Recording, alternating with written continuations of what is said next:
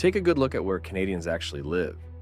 Almost everybody is squeezed down south, hugging the American border, packed into cities on the far east and the far west. But right in the middle of the country, in a giant stretch of land, bigger than most nations on Earth, there's almost nobody. And this isn't some frozen scrap up by the North Pole. That big empty middle is called Northern Ontario.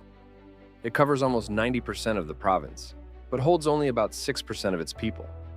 Add up everyone living across that whole northern stretch, and you get fewer than 800,000. Less than 2% of all Canadians, spread across a space bigger than most countries. The easy answer is the cold, but that falls apart fast. Edmonton sits further north than any city in northern Ontario and has about 1.5 million people doing just fine. Cold isn't the reason. The real answer is in the rock. Most of northern Ontario sits on the Canadian Shield, a slab of ancient rock, some of the oldest on the planet, that covers nearly half of Canada. The shield is packed with valuable minerals, nickel, gold, copper, silver.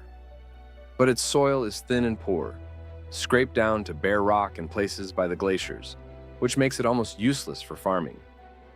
And when this country was filling up, people settled where they could grow food.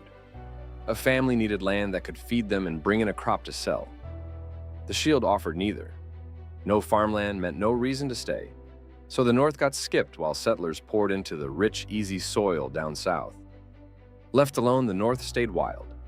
Northern Ontario holds around 700,000 square kilometers of forest, roughly 2% of all the forest on the entire planet, packed into one region of one country. Push further north and the land turns to muskeg, soggy, spongy wetland, made of waterlogged plants rotting down over thousands of years, the kind of ground you sink into. The last ice age carved it.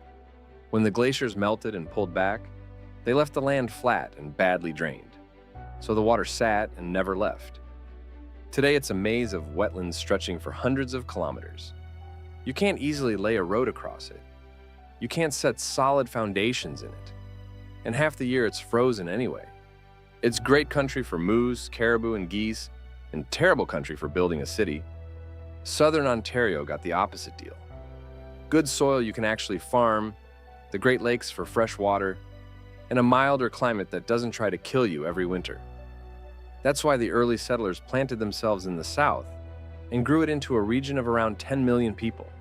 Same province, two completely different worlds, with geography drawing the line between them. And that line splits the whole country in two. On the east side sit Toronto and Montreal. On the west side, Winnipeg, Calgary, Edmonton, and Vancouver. Between those two crowds sits the empty middle, holding them apart like a wall of rock and trees.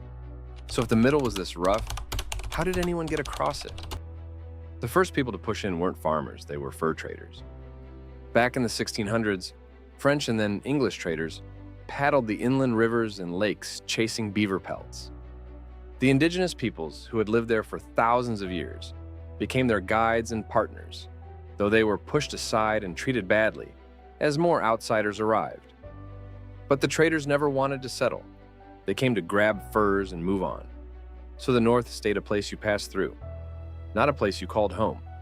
Then the railway changed everything. In 1886, Canada finished the Canadian Pacific Railway to tie the far east to the far west. And to do it, the line had to cut straight through northern Ontario. It was brutal work, dense forest, hard shield rock, and lake after lake in the way. But they pushed it through, and that opened the whole road west toward Manitoba, Saskatchewan, and the Pacific. The railway did something even bigger than move goods. Before it, the east and west of Canada were barely connected, and there was real fear the Americans might push north to grab land. The railway stitched the country into one piece and made it strong enough to hold. So the North helped build this country, even though it never filled up with people. Towns did appear along the tracks, but notice what kind. Not farm towns, resource towns, built to pull things out of the ground. Sudbury exploded into a mining hub for nickel and copper, and drew workers from across Europe, chasing a paycheck and a fresh start. The mining paid well, and the settlements were a real mix of people from all over. But that same rush had a darker side, pushing indigenous communities even further off the land they had always lived on. And a town built on a single mine or mill never grows into a real, well-rounded city. It just does the one job, then lives and dies by it. When metal prices are high, the money flows, and when prices crash, the town gets hammered. That's the boom and bust life of any place that survives on digging, flush one year and scraping by the next, all decided by markets far away. And that's a big reason the North stayed thin even after people found work there. Mining and logging give you jobs, but not the mix of work that pulls in crowds. Down south, cities like Toronto, Ottawa, and Hamilton grew every kind of job you can name: tech, hospitals, schools, offices. And that variety pulls in young people, newcomers, and families all at once. A mining town can't offer that spread, so it never becomes the next big city. There's one more reason, and it has nothing to do with rock or weather. People move to where people already are. Once a city gets rolling, it keeps pulling more folks in, like a snowball rolling downhill. Toronto became such a giant magnet that it soaked up nearly all the growth around it, leaving northern cities no room to catch up. That kind of head start is almost impossible to beat. So today, the entire enormous middle has just 3 cities over 50,000 people. Greater Sudbury with around 170,000, Thunder Bay with about 120,000, and Sault Ste. Marie with roughly 75,000, sitting right on the Michigan border. Look at a map and one thing jumps out. All 3 hug the southern edge of the region. Even the people who do live in the north stay as far south as they can, close to the softer land and away from the hard, empty core. And the reason traces straight back to the Shield, that sheet of ancient rock running from the Arctic Ocean down to the Great Lakes and from Labrador, clear across to Saskatchewan, rich in metal and poor in the one thing that grows towns, good dirt. But empty doesn't mean worthless. Those endless boreal forests soak up a massive amount of carbon, making them one of the planet's most important defenses against climate change. And the minerals buried in the Shield are the exact ones the modern world needs more of every year. The nickel and copper inside everything from phones to electric cars. As the world races to build cleaner tech, that quiet northern rock only gets more valuable. So even with almost nobody there, the middle quietly does heavy lifting for the whole planet. It isn't empty because it's useless.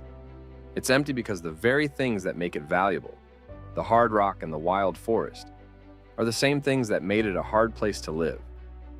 That wild forest also carries a warning. The same thick boreal trees that store all that carbon burn fast. In 2023, huge stretches of this forest went up in some of the worst wildfires the country had ever seen, choking the sky with smoke for weeks. This land isn't just sitting there quietly. It's alive, it's powerful, and it can turn dangerous in a hurry. One more reason people keep their distance from the deep north. So the next time you look at a map of Canada and wonder about that huge blank space in the middle, you'll know it's no accident. It's ancient rock too stubborn to farm, soggy ground the glaciers left behind, forests so thick and lakes so many that people simply went around it instead of into it. The edges of Canada filled up because they were easy. The middle stayed wild because it never was.